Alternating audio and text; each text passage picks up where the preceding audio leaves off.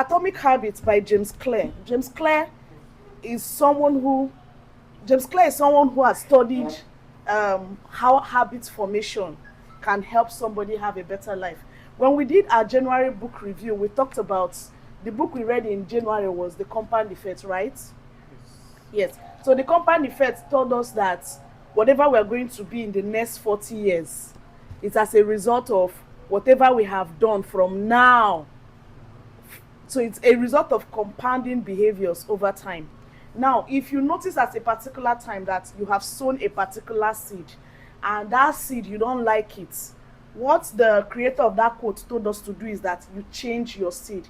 If you are seeing your harvest, you don't like your harvest, what do? You change your seed. And most often than not, the seed you change is not necessarily focused at results. It should be focused on your habits and your systems. And that's what the book talks about.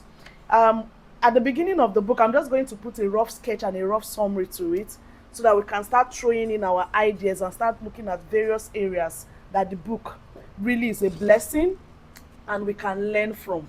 The book talks about that for anybody who wants to see a better future and a better life, you should focus on habits and systems instead of just setting goals.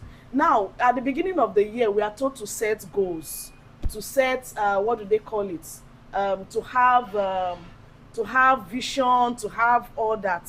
So goal setting, what goal setting makes you do is that you are telling yourself, at the end of the year, I should have stopped smoking. I'm using an example. At the end of the year, I should stop smoking. At the end of the year, I should have finished my university. I should have entered school, enrolled in school, and started my degree program, right? But James Clear said you should not start from that first. You should look at the habits and the systems, because goals will just make you be looking at the outcome. Goals look at the outcome. I want to clean my house. I want my house to be clean. So what happens is that you are focused on cleaning the house and making it clean. So the day you clean your house and make it clean, you are happy, you are excited. But that is not actually the major thing you have to look at. Because the reason is because winners and losers have the same goals. Nobody wakes up at the beginning of the year and say, I want to be a failure. I don't think there's anybody in this life who had ever looked at themselves and said, see, at the end of the year, I want to come back and I'll be able to say I have achieved nothing. Everybody wants to achieve something at the end of every year. That's how it is. So winners and losers have the same goal, and that is to win. But now what differentiates the winner and the loser is how you apply it. So you see people that they set up a New Year resolution, then in the middle of the year, they end up not achieving it. What happened? The things that happened is what Atomic Habits was trying to explain. So achieving a goal is momentarily. I want to make 50,000 naira, right? So you get a job and you make 50,000 naira. But that is not really what your goal should have been. And we'll get there very soon. I want to give another example. I'm looking for other case in points that we could use. I want to become I want to speak better, right? So public speaking is part of my goal, and I now have speech therapy or something that I am learning, and I learn it once, I am excited, I am happy. So over time, because I have done it once and I am happy, I think I have achieved that goal. But the truth is, I have not become even a better public speaker by just doing it just once. So because I cleaned my room once, it doesn't make me a neat person. Because I swept the environment once, it doesn't make me, or I organized my environment well, it doesn't make me an organized person. Because the smoker did not smoke one cigarette once does not make him powerful at not smoking cigarettes. Because why? Habits are automated, and because it is automated, you will repeat that same habit because your system had already gotten used to it over time. So winners and losers have the same goal. The other point the book talked about is that achieving a goal, you should focus on changing your habits instead of focusing on your goal. So the focus should be, I want to change this habits. I'm a disorganized person, but who can I become to become somebody who is organized. So I should be more focused on habits changing. And now the reason why you should be focused on habit changing is because habits are performed regularly and repeatedly. So you should be focused on something you can do repeatedly, that it becomes your second nature, that you don't have to think about it next time when you have to do it.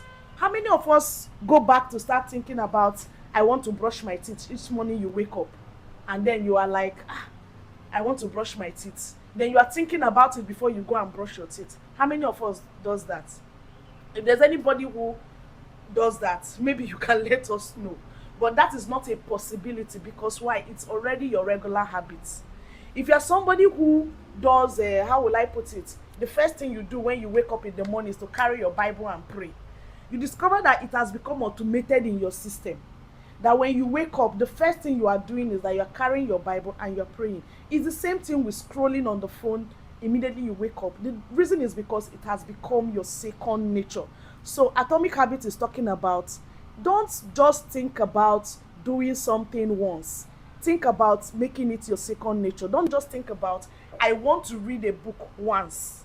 Think about, I want to be a reader. I want to be somebody who reads.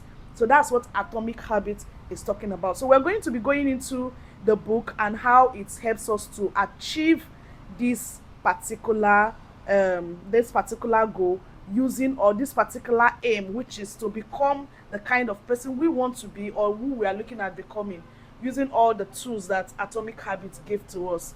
So chapter 2 talks about how habit shapes your identity. So habit shapes your identity. You know, people will look at somebody and the first thing they want to call that person is who they have repeatedly become. So somebody is a thief, not because the person stole once, but because the person has repeatedly stolen so many times.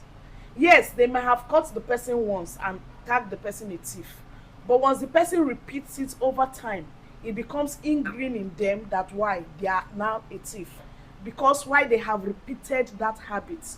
So the book tells us that our habit shapes our identity. You will see that somebody will look at another person and say, this person is so neat, so organized, or this person smiles a lot, this person is so homely. The reason why people are ascribing that particular attribute to this individual is because why? That is who they have repeatedly become. So your habit shapes your identity. So there are 3 levels of, if you want to change your habits, there are 3 levels you have to undergo. One of them is the outcome change, the second is the process change, and the third is the identity change. And the identity change is where the major thing happens. If you're a Christian, the identity change should not be new to you, because when you become born again, we are told that we have dropped our old man. Now we have picked up the new man. And so because we have picked up the new man, what happens to us? The new man becomes our new nature. And our new nature is now who we have to exhibit. Now, identity is important because if I am saying I'm using organized because it's the most predominant example that can be easily relatable to us all, right? So if I'm saying my room is always scattered, I want to be neat, I want to be organized, I want to be neat. It's not about arranging my room once. It's about telling myself I am an organized person, right? So I don't wake up and call myself the old name I know about myself. Now I am going to identify myself with the new person that I think I want to be, right? So the scripture tells us that all things are passed away, all things are become new. That's not how James Clear puts it, but I'm saying it that way because I know a lot of us are believers, and that can easily drive the message home to us. So when you are talking about identity, you are talking about who you actually want to be, the person itself. You want to be the person. So I don't want to be a smoker. You can no longer say I am somebody struggling with smoking. I am not a smoker, period. So even though you go back to smoking once in a while, the issue is your drive is not to be a smoker any longer. So when you hear somebody I call you with the old name, you immediately refute it. So identity has to do with belief. Identity has to do with belief. So belief is what, sometimes we have to intentionally listen to what we call ourselves. Most times in your subconscious thoughts you will just say things like, ha, I am so stupid, what I just did now is so stupid and I am stupid. Subconsciously what you are doing with to your mind and you don't know is that you are telling your mind, right, that that is who you want to become. The mind does not listen to us in terms of how we think the mind listens. The mind listens to us with and resonates with us with what we say to ourselves constantly.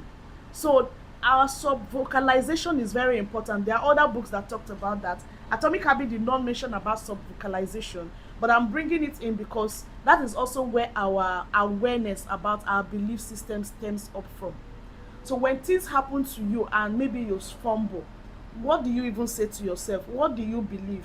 This other book, Secret of Millionaire's Mind, talks about money blueprints, because there are times where there are things that have been ingrained into your subconscious that you now believe, that is now making you not to be able to make enough of money. Things like, things that makes you say things like rich people are always greedy, rich people are always are the politician, rich people are thieves. So subconsciously, because you believe that rich people are thieves and you don't want to be a thief, you find yourself not aspiring to even make any form of money or to grow financially. So subconscious belief also applies, and that's what chapter 2 dealt with. Okay, he said, I didn't start out as a writer. I didn't start out as a writer. I became one through my habits, right? So there are two steps process to changing your identity. There are two steps way to change your identity, and those two steps are: decide the type of person you want to be and prove to yourself with small wins. So two ways to change your identity is to decide the type of person you want to become and prove it to yourself using small wins. So each time you do those small wins, repeat it to yourself that this is the kind of person you want to be, right? I want to be someone who talks to professionals. I want to be somebody who is great in my industry. I want to be somebody who is a great mommy. I want to be a great dad. So when you handle your children in such a way that great dads handle their children, repeat it to yourself, I'm a great dad. Do you understand? So identity change talks about, the first thing you must know is that you must decide the kind of person who you want to be. So we're going to move from that to chapter 3, which talks about how to build habits in small, simple steps. I'm just rushing through it. I will start taking our points very soon. So I'm just briefing us through it so that we can start taking our points very soon. And I'm timing myself. So how to build habits in small, simple steps. So habits are formed using 4 simple steps. And this is reading Atomic Habits. That was the first time I actually knew about these 4 simple steps on building your habits. Initially, I had never known that habit starts through small, simple steps. And the truth is, we age of social media would even prove it to you that what he's saying is practicable. So the 4 simple steps are: you have your cue. Your cue is what suggested it to you. Something suggested something to you. You know, most times we think that we just decided to do something. Nobody just decides to do something. Something suggested it to you. There's always something auto suggesting the things in your environment. Some persons decided to start dressing the way they are dressing now because they saw a particular fashion icon. Some persons decided to start drinking Coca-Cola because they saw the ad long enough. And some persons also decided to smoke because they were in the midst of their friends and smoking looked cool and belonging looked like. So that is what cue is. What suggested it to you. So that cue creates a craving. You start desiring it. So from the desire, you now move to respond. You now act on it. When you respond to it, you now get reward. This is one of the reasons why I believe this response part is one of the reasons why I believe that spare the rod, spoil the child is important in to anybody who is doing child training. When an experience becomes rewarding and you don't rebuke it immediately, when somebody does something, it's the same thing with setting boundaries with people. You have been in an environment and these people keep hurting you. They keep bringing up actions that you know that this is not good, it's toxic. But because you don't reprimand it, you encourage it, what happens? They will keep doing it. So whatever you encourage, you have rewarded, and whatever you reward will be repeated. So cue, craving, response, and reward. So those are the ways habits are formed. Then we go to the 4 laws of behavioral change. You want to change your behavior. Atomic Habits, James Clear says you should make the cue obvious. Put auto suggesting factors in your room that makes you know you should do this. When I read Atomic Habits the first time, one of the things I was trying to work on, each time I read this book, I pick up one habit. Every time I read this book. So the one I picked up the first time I read this book was cleaning my room.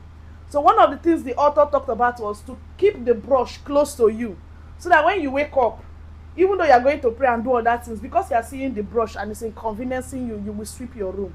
So I did that one, right?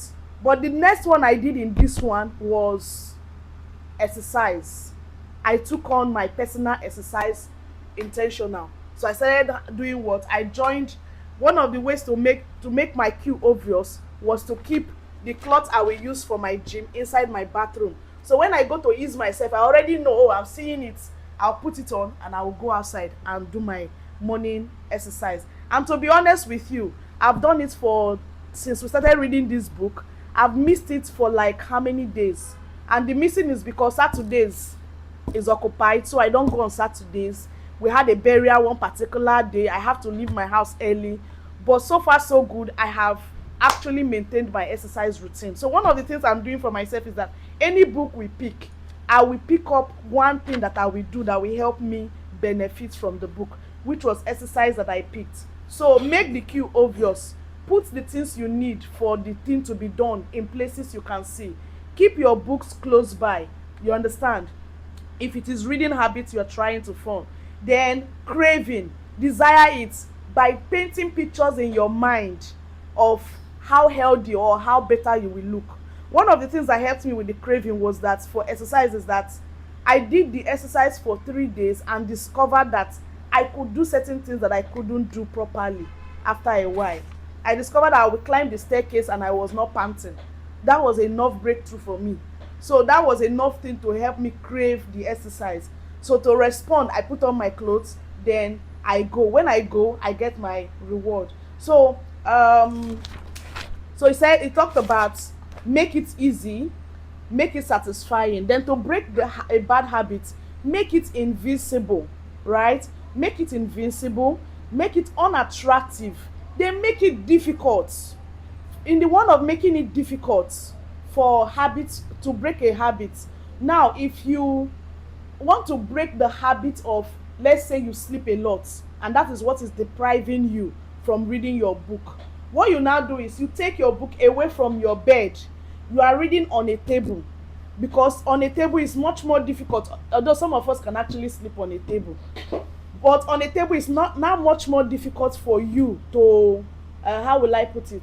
It's now much more difficult for you to engage in sleeping.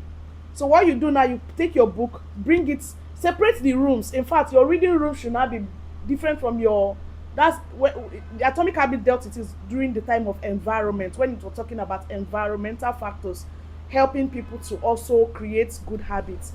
So carry your book, go to another room, fix the room, and make sure that your books are there. So it's separate from where you sleep. That alone has made it difficult for you to sleep, especially if falling asleep on the table is difficult for you. The other thing you can do is carry your book around and read. We did it when we were in university.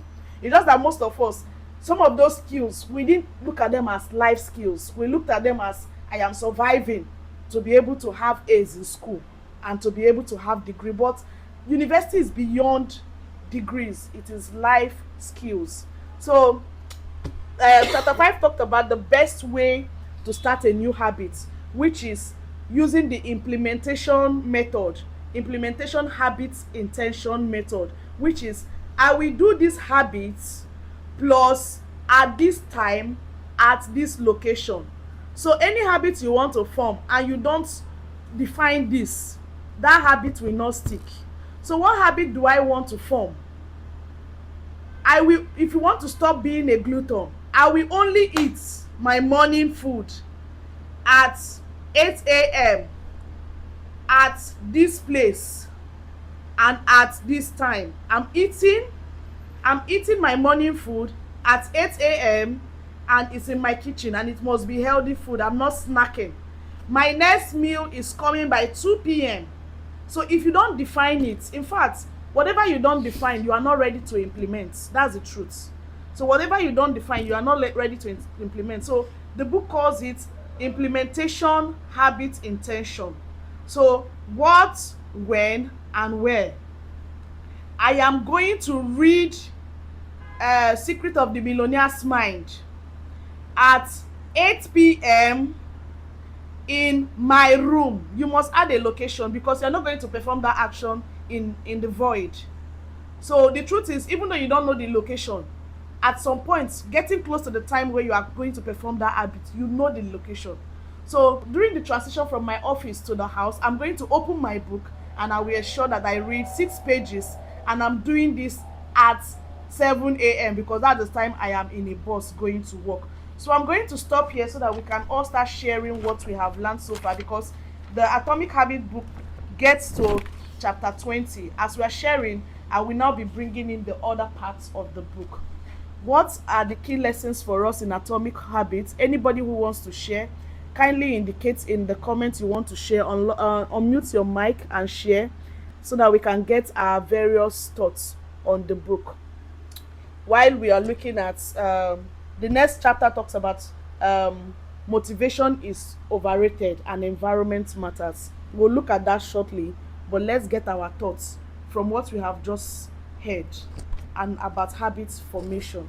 Anyone who wants to share? Boss, how was your reading? Wow, Atomic Habit is actually a very nice book. Initially, well, although I read other books before I read Atomic Habits. Then when I started, okay, when I came into Port Harcourt, when I got the job here, when I was working, then I was spending so much on snacks. In a day, I spend at least 1.5 on snack every day. So and it was affecting me. Then I was like, okay, it's a normal thing. I should just be. And before my first month working with Write Treasurez, I went to my boss. I was like, "Ma, please, I need salary advance," because then there was no money with me again. I said, "Ma, please, I need a salary advance." So she was like, "What do you need it for?" She now gave me the first month. The second month, the same thing happened. So the third month, I was like, "What's really happening? I can't be going for salary advance every time now." So what I started doing for the 1.5 now, I started eating instead of that 1.5. I was eating just 1,000 naira. I started saving 500 naira every day. You like this? Okay. Okay. I started eating 1,000 instead of the 1.5. But at the long run, I was like, I said this 500 naira, it's not going to be enough. If I should be saving the 500, it will not be enough for anything. But it was something. I continued to use it with that pattern until I decided to say, okay, let me try trekking a little.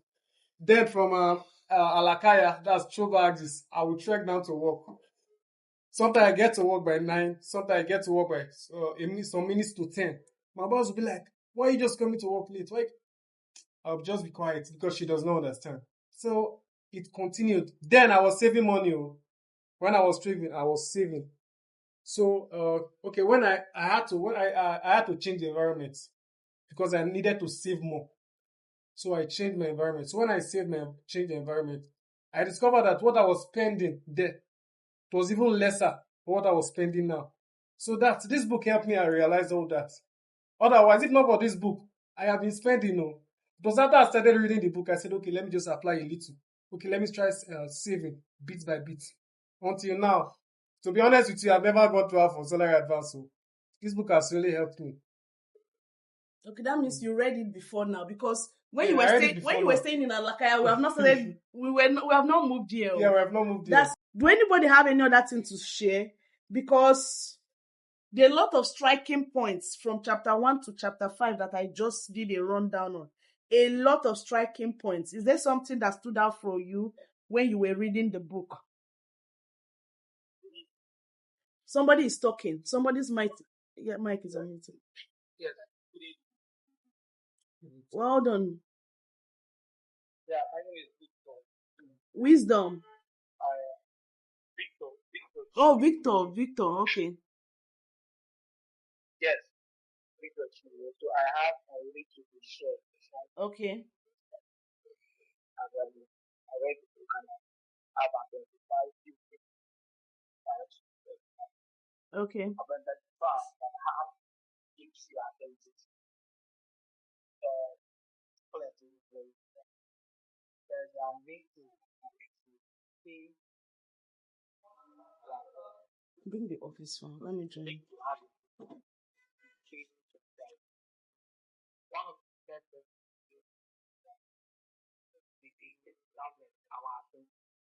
If we are far that we live as a people, we have found that some cooking, some but if you do not have a pride that the obviously that these changes that help to shape our identity. That's what is clear, made very clear in the book. So when we realize that we need to change first, but if you don't know that you need to change, obviously you won't make any progress. Then the other thing I also learned from the book is the law of behavior change. The law of behavior change. Sorry, I will join the bits. I have something that I will join the bits. Sorry. Okay. Okay. Thank you, Victor, Thank you, Victor, for for sharing. sharing. Okay, we had mentioned that habit loop works in 4 different ways. You have the clue, the craving, you have the response, and then the reward, right? The purpose of a habit is to solve the problems that you face or that we face. The reason why God created habit is for our habit is there to help us.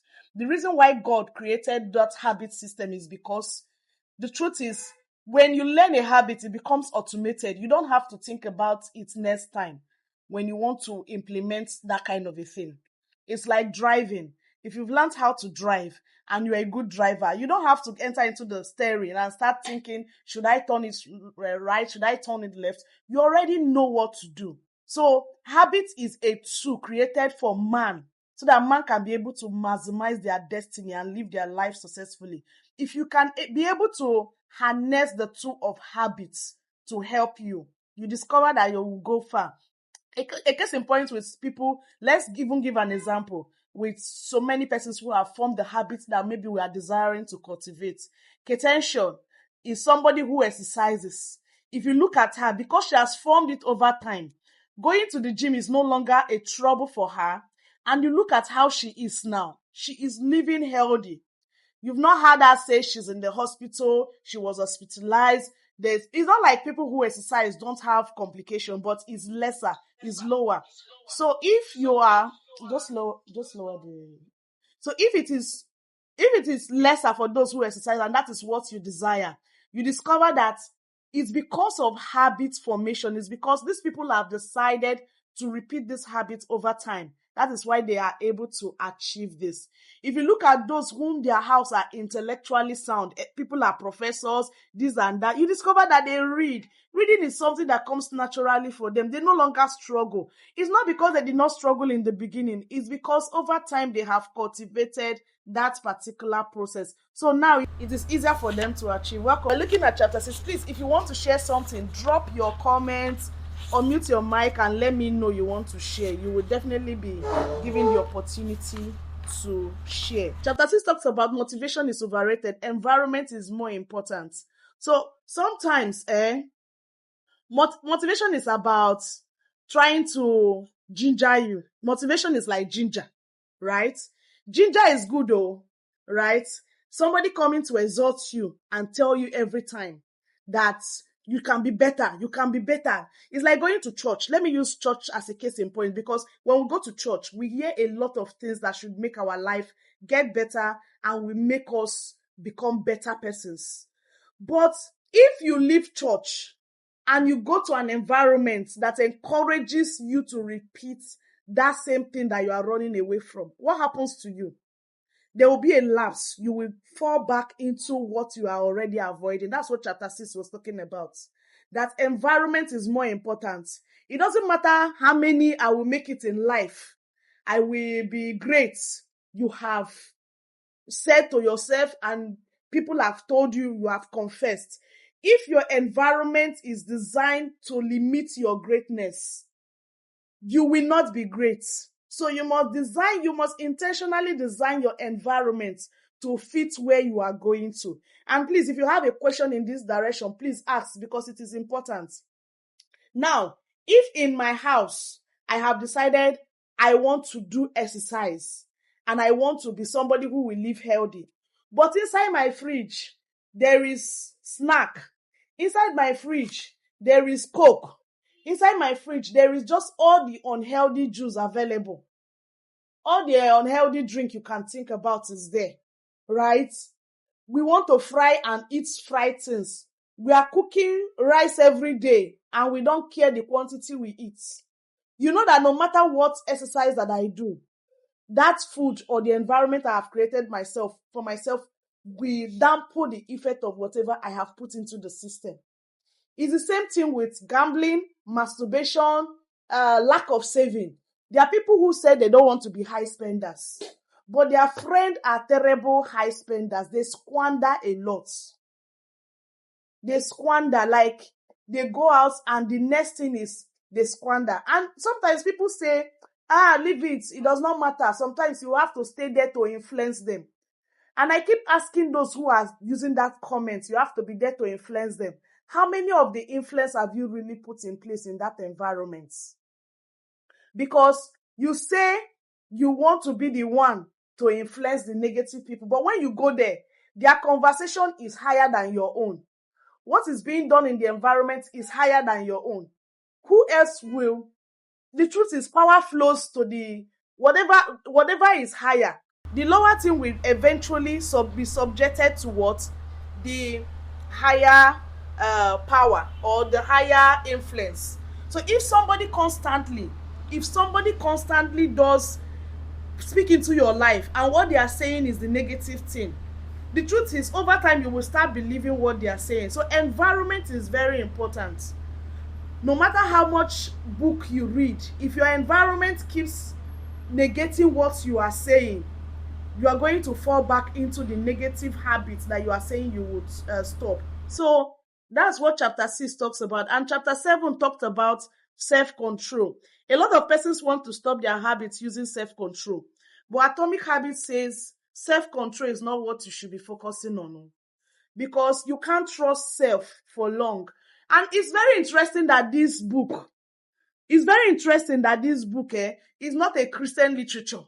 But if you look at it properly, it marries what the Bible tells us a lot of the time. That sometimes the arm of flesh will fail you. You are thinking, don't worry, I will watch that movie. Even though there are a lot of kissing scene in it, I will watch it. And you know you are struggling with masturbation. You know you are struggling with, how will I put it, going back to your ex every time.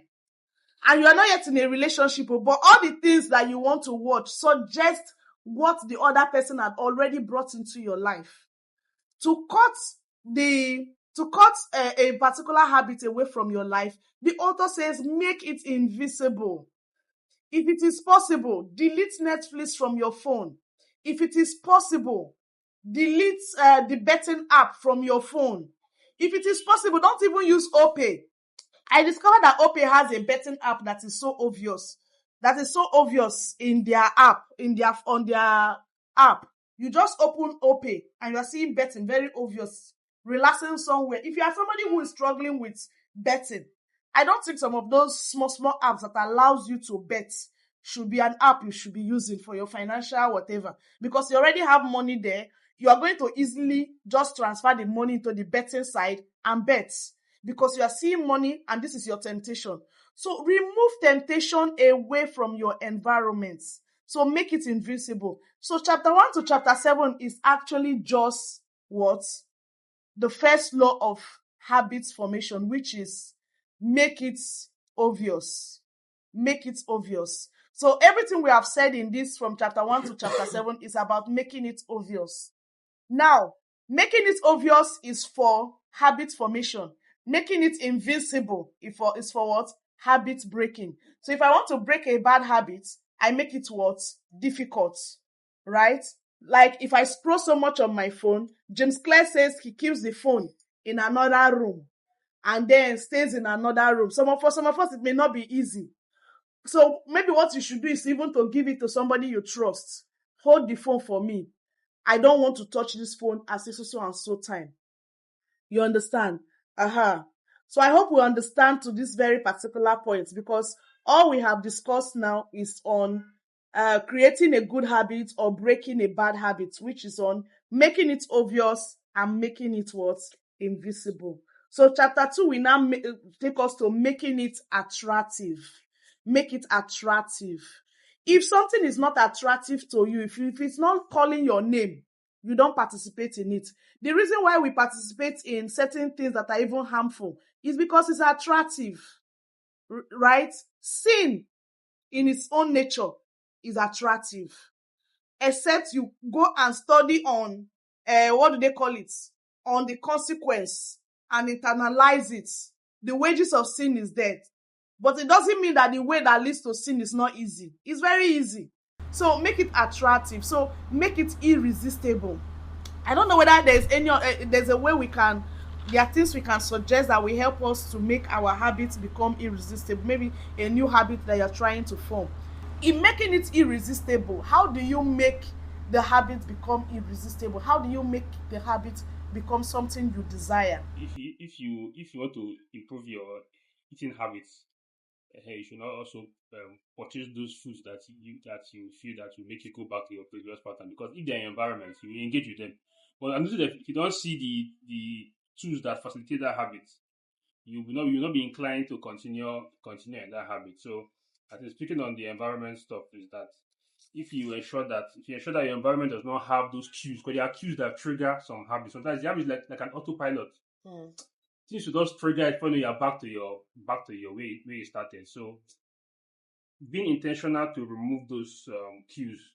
Those cues may be like, I'm not eating this thing, I just did for my children, stuff like that. But just keep far away from where you will see to like engage in those like cues. So cues that trigger you. You don't you be on autopilot, you just fall back to your old pattern. So like they say, like the app stuff, like the betting and stuff like that. But if you have the app in your phone, you easily just going and bet and stuff. But if you are going to a physical location, that stumbling stumbling block will prevent you from trying to push. But then you walk like a few steps, you'll be like, I'm going back to my old habits. Like, can always retract your way back and others. But that's just Okay. control And back. for the one of betting, you can make what we are trying to do for solving the problem of betting is that you want to become somebody who saves. Yes, You yes, want to yes. become financially stable. So now let's fix it to the positive side. So if you want to make that habit Of saving. irresistible now, Yes. put the money in apps that gives you profits daily. Yes, you install those apps that will encourage you to be saving Saving. daily. Yes, yes, yes. Something like piggy vest.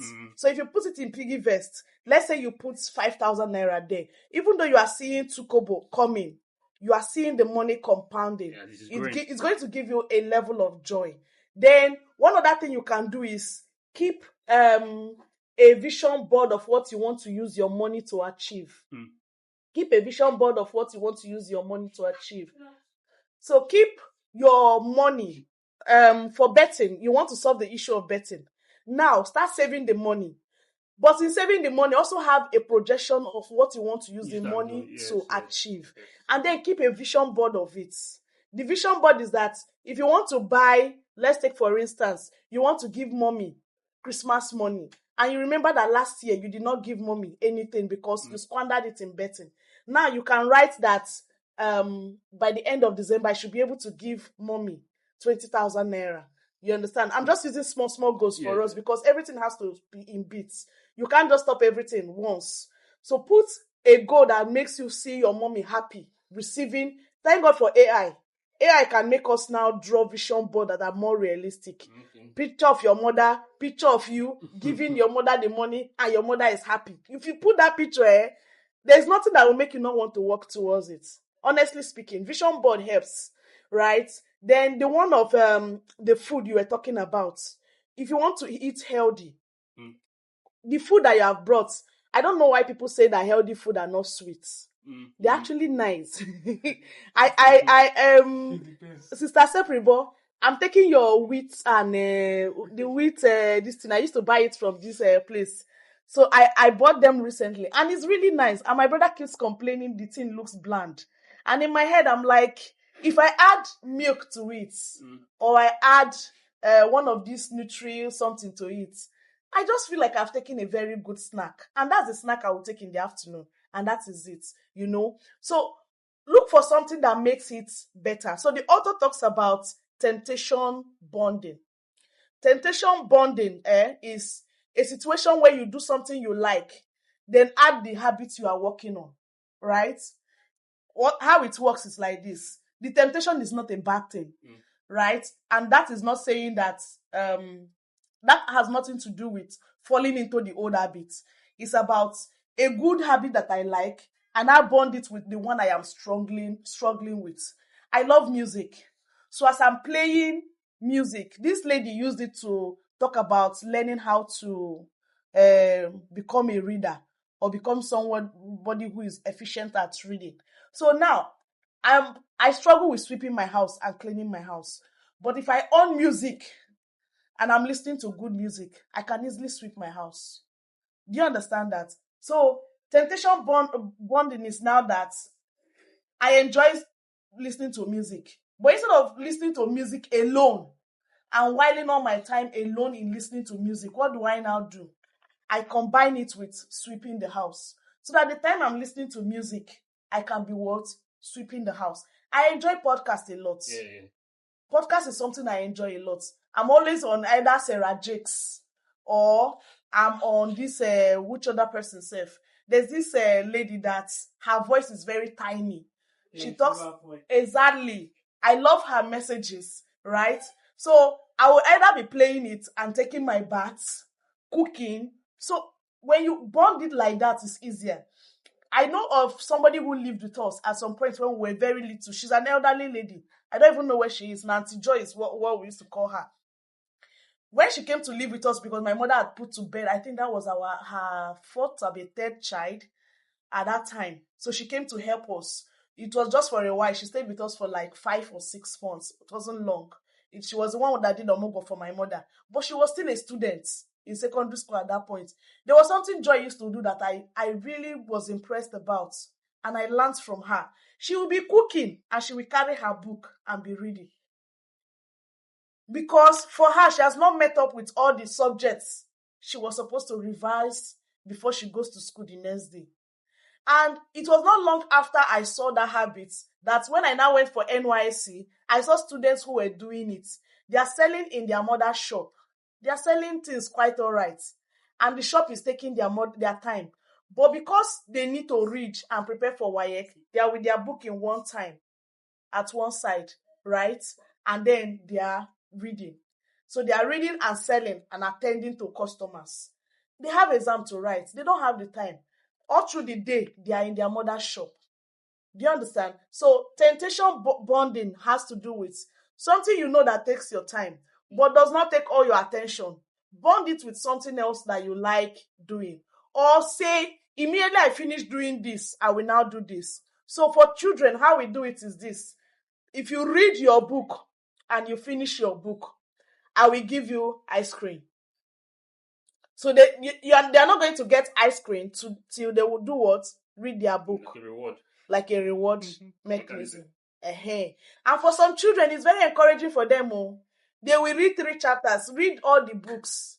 Because why? There are people children that they tell them, you will not go on vacation. Because their parents are always going on vacation.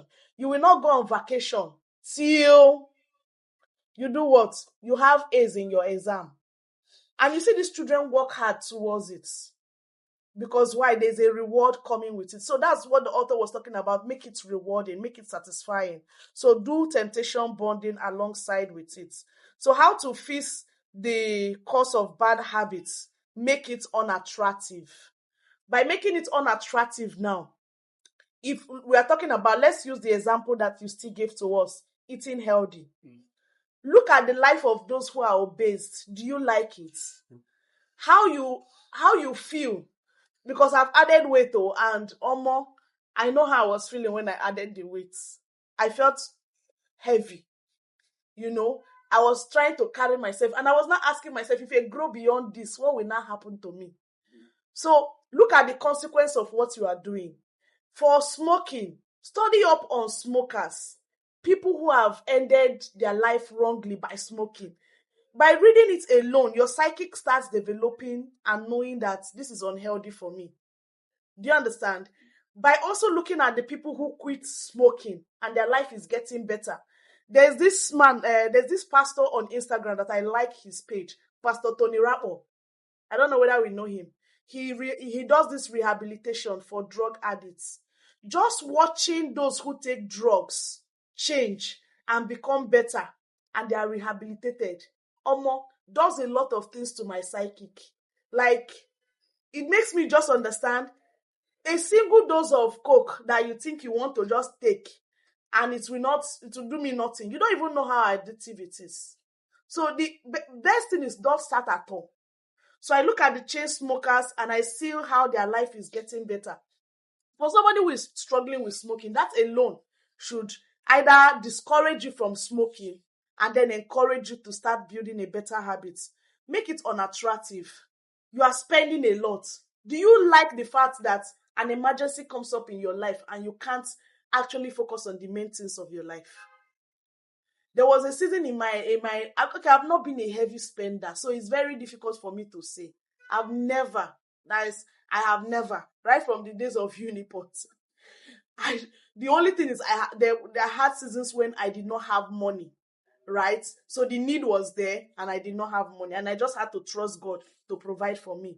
But for heavy spenders, you discover that you have need, but you can't meet up to that need. The other thing that was another part of my life that was difficult for me to do as somebody who saves was I was not good at giving out or using my money. So there was a period when I was sick and I was badly sick. God knows I was sick.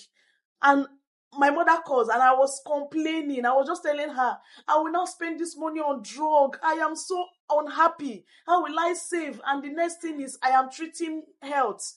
I don't like it. She kept quiet. Then after a while, I said, are you not happy that you have money for emergency situation? Health is important. If you die, that money you are thinking you've saved, another person will collect it or use it. And how much is your savings that you are complaining? Enter primary health care. Let them take your blood sample. Because she was telling me to do do lab test before I treat myself. I'm so good with personal medication. She was like, no, first know what is wrong with you.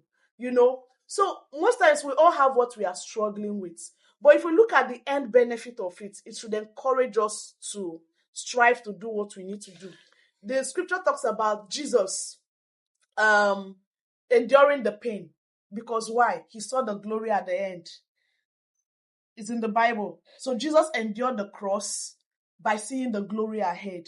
So most often than not, it's about the picture we keep in our end that allows us to see, to just look at and then endure whatever is in front of us. So the author says in chapter 11, walk slowly but never backward. Walk slowly but never backward. It may take you time to achieve what you need to achieve, but never find yourself to relapsing into what you were in the past. So, chapter 13 talks about how to stop procrastinating by using the 2 minutes rule. Most times, doing a new habit is difficult because we are taking time to decide to do a new habit. Sorry. Okay, somebody wants to speak. Victor. Yes.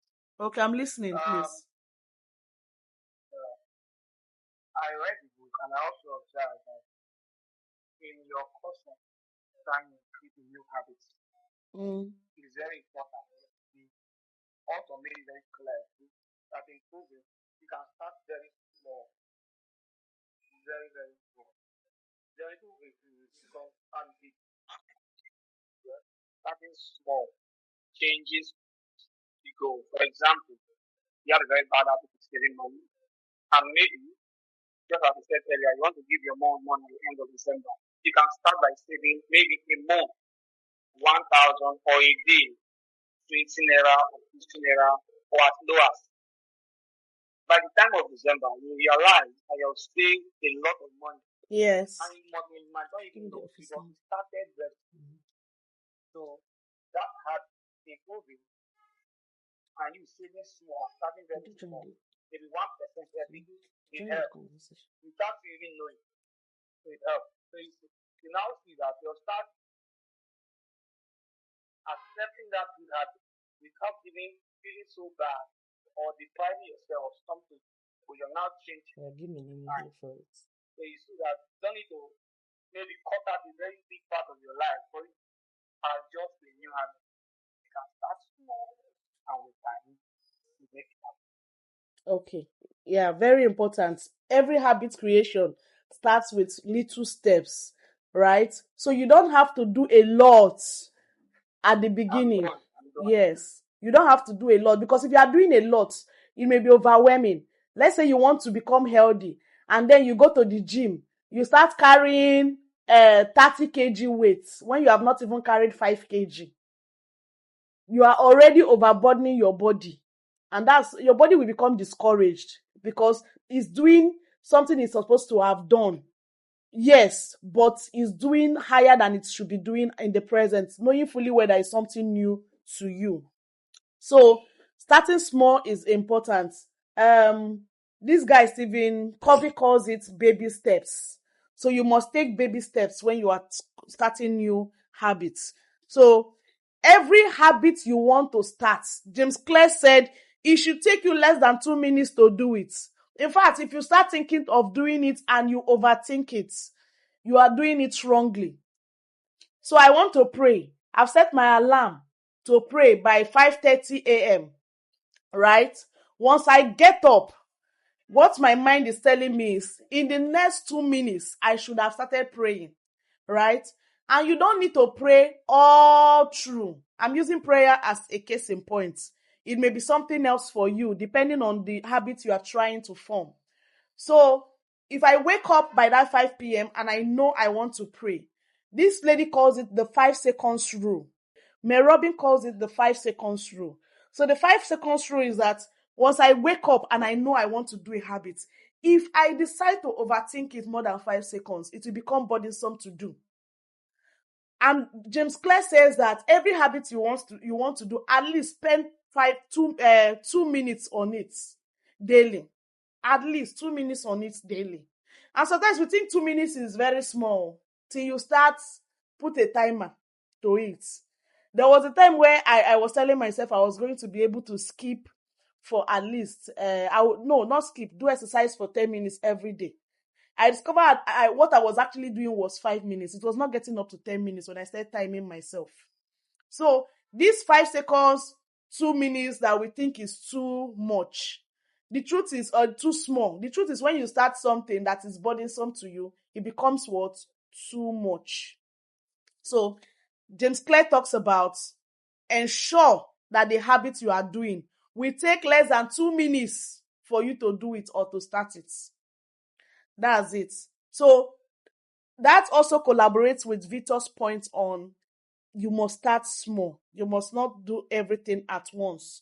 So I'm saving does not mean that now I'm saving, I'm not going to look at myself like Dangote. I think that's why this generation, we are struggling with delayed gratification. Because at 20, we want to look like a woman who is already there. I'm talking about women now. A woman in her 50s who had already worked hard, has achieved a lot of things. Then chapter 14 talks about how to make a good habit inevitable and bad habits impossible. So how do we make a good habit inevitable and bad habits impossible? How do we make it inevitable and bad habits highly impossible? The time for re-evaluation. Exactly. Evaluate the habits that you have lived for.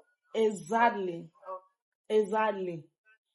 So even for somebody who is obsessed with eating properly, there's a place you eat and you have lost all the weight in the world, right? There are beauty models that they diagnose. I've forgotten the name of those diseases that they call it.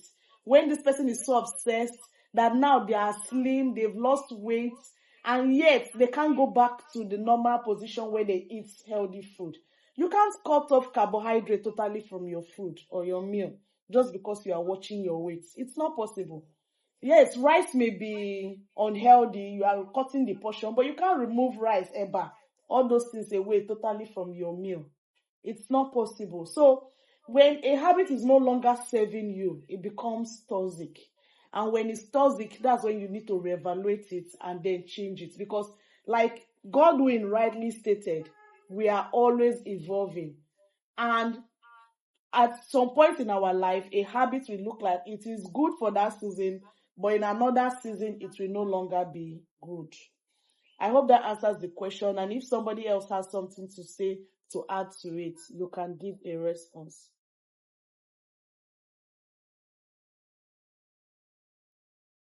Thank you so much for bringing that to our attention. Doctor is not on board now. And Sister Prebo, do you have something to add? Sister Maureen, is there something you want to add so that we can close for the day and say thank you to everyone who attended April book reading? The physical space is looking a bit empty. Those of us in Port Harcourt be trying to show up, right? And then those of us online, thank you. Today was actually glorious online. Like, I'm quite impressed. We had up to, let's say, 7 persons online. 11, which is quite impressive. So thank you all for joining. It's a good, how will I put it? It's really encouraging and nice. Thank you for joining. Would you thank you for showing up today? God, we thank you for showing up. Smile. Thank you. Onyekachi, share something for us from the book. One thing you learned. One thing you learned. One thing. Not a lot. Okay. So Onyekachi is sharing. What I learned on this book is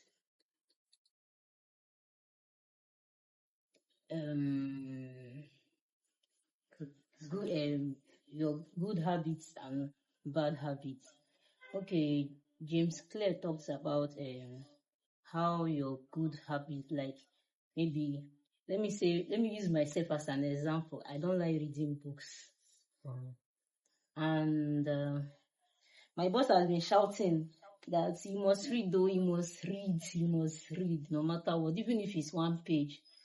Because anytime I come, reading is not my thing, but I've been trying to get close. Anytime I get close to a book, I will start sleeping. Mm-hmm. So when I opened this book, I saw something.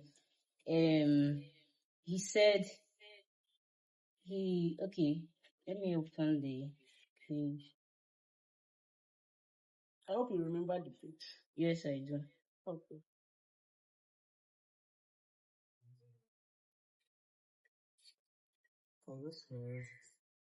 Okay, let me read it out. He said, if you are having trouble changing your habits, the problem isn't you, the problem is your system.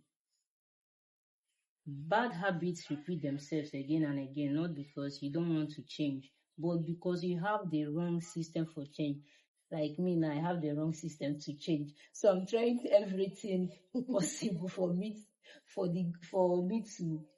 my system, because system is the process that you get there. Why goal is what you want to achieve. So the books, at least the book has opened my eyes that the book opened my eyes on this bad habit that I need to work on myself, and also the system is the habit. I need to tell myself that today I'll read one chapter of this book and I will see myself reading it. Not today, I will keep it. If I come to work, I won't read anything. I will just be procrastinating. So, You have tried. So thank you so much for coming. Have a beautiful day, everyone. Thank Okay. you. Thank you. Thanks.